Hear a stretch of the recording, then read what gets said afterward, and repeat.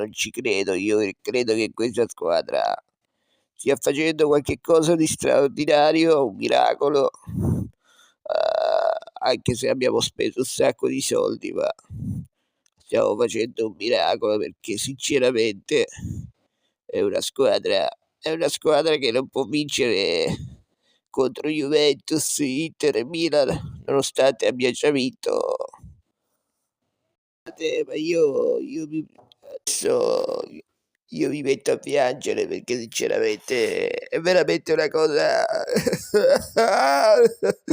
non siamo come Juventus, non siamo come l'Inter, non siamo come il Milan. È agghiacciante questa cosa, è agghiacciante ragazzi. E io piango, continuo a piangere. Continuerò sempre a piangere. Continueremo a piangere.